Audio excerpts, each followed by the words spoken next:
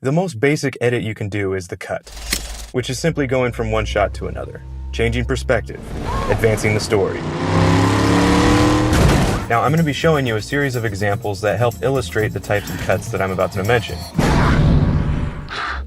A lot of these cuts are so common and feel so natural that you don't even think about it.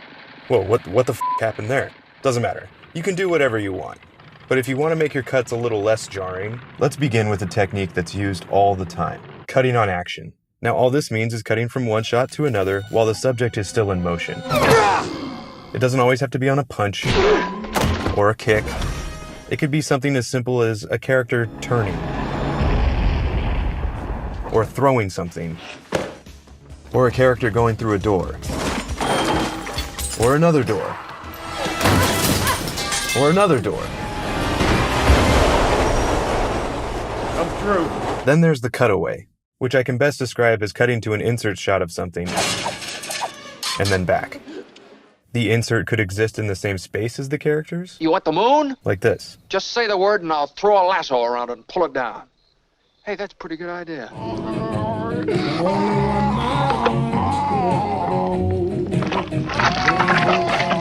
Or you can use a cutaway to get inside the head of a character.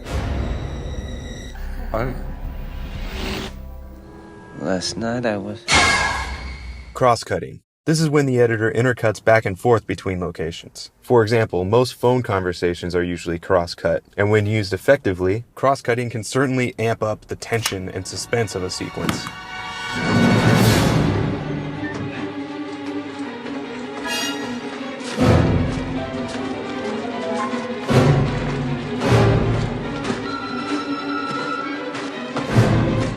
This technique is also used to show what's going on inside the character's head. Don't move. I don't want you to cut your own throat. Jump cuts are when the editor cuts between the same shot, and they are often used to deliberately show the passing of time. And that looks like this. So you can naturally find these in montages. Here's a few examples.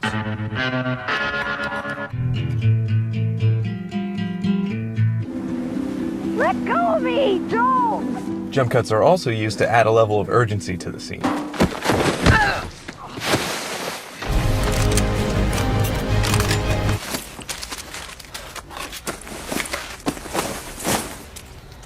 And there's a lot of jump cuts in baseball.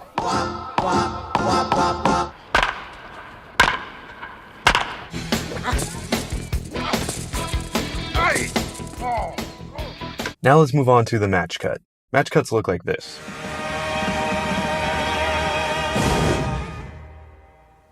Come on, guys, let's get to work. Yeah! Match cuts are often incorrectly referred to as jump cuts. However, there is a difference. A match cut cuts from one shot to a similar shot by either matching the action or the composition.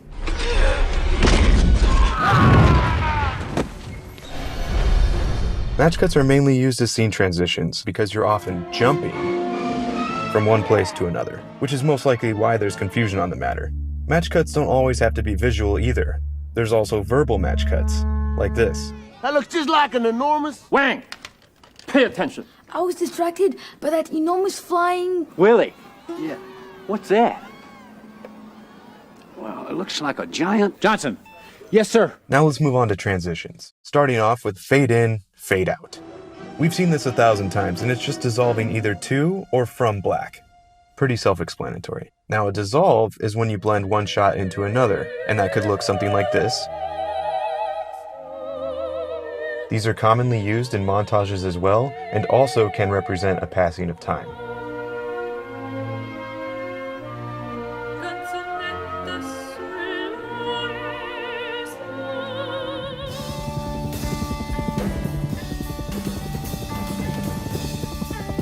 Now, you could easily dissolve between the same shot, and it looks something like this.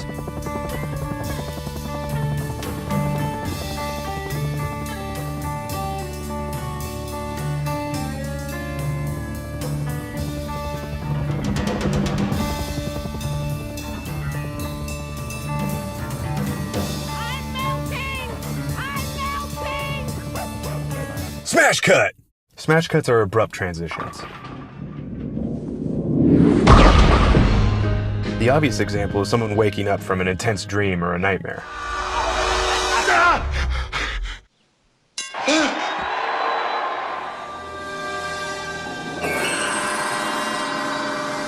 Going from something intense to quiet, or quiet to intense. I shot my way out.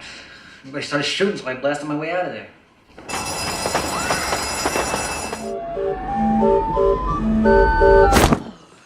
Well begun is half done.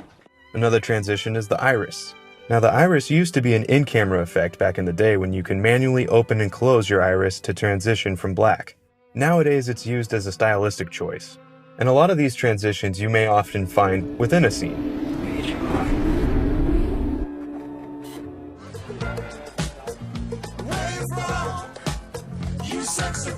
Some other transitions include the wipe. And a wipe is a wipe. On the move. Look at that, it wiped. Oh look, there's another. Okay, moving on. Oh, no, there's more wipes? Oh, there are many types of wipes.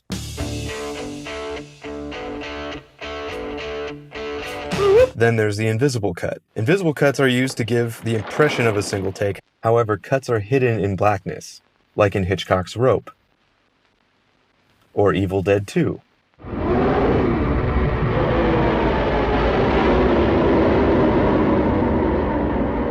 And most recently, Birdman. Cuts are also hidden within whip pans, where you can hide the cut on the motion of the camera movement. Here are a few examples. I'm back. Perfect time. As you know, endorsed by the PTA and the North American Teachers Foundation. We coming to get you, Barbara! An editor might also hide a cut with an object crossing the frame. Or you can hide a cut when the subject leaves the frame. This is my favorite example because it's pretty seamless unless you know what you're looking for. Just like any good magic trick. So there's an invisible cut hidden right here. This shot was cleverly designed to make it appear as if Paul Newman was actually doing those card tricks. But really, he can't. Now let's move on to something else. The L-cut is an audio-based transition. This is when the audio from the current shot carries over to the next shot.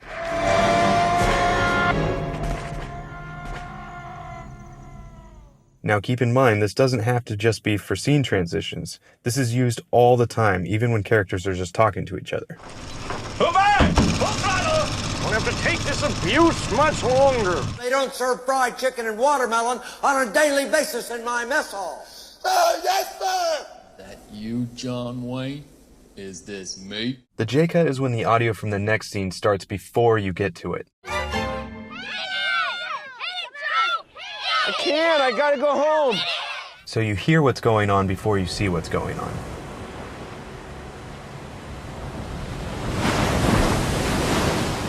These are very subtle editing techniques that people might not even notice. And that's the point. The J-cut and the L-cut are designed to specifically create a seamless flow. A seamless transition from one scene to another, with audio guiding the way. Hey, Gordy, I got something for you. This, my friend, is for you. That's all it is. They're like the police department for wise guys.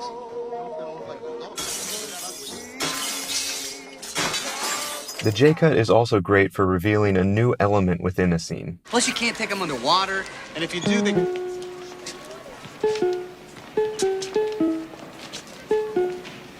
Neat. Once you know all the types of cuts available to you, then you can start mixing and matching them.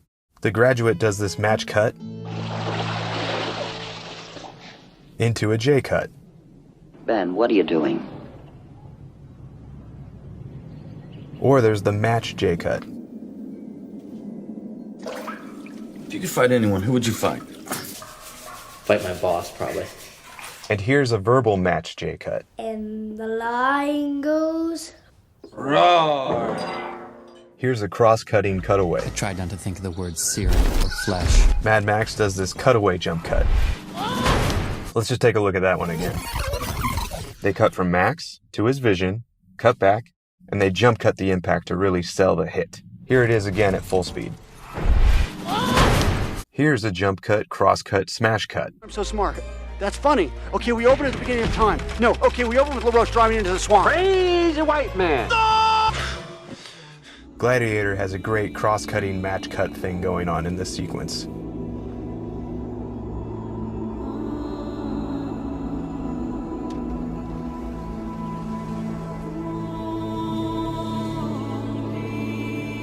The Green Mile also has a great match cross-cutting sequence.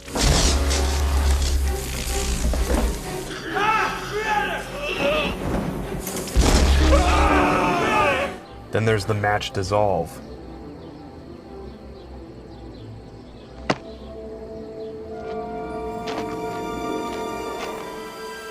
And here's another example.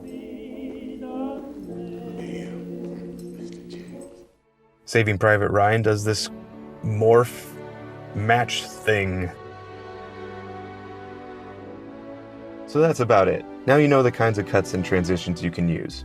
Next is to ask yourself when and why you would use them for telling your story. And I'm sure I've left out plenty of other great examples, so I encourage you to share some of your favorite cuts in the comments below. Share some of your work in our forums, and if you're curious about which movie that clip was from, just turn on closed captioning. Okay, that's enough. I'll talk to you next time.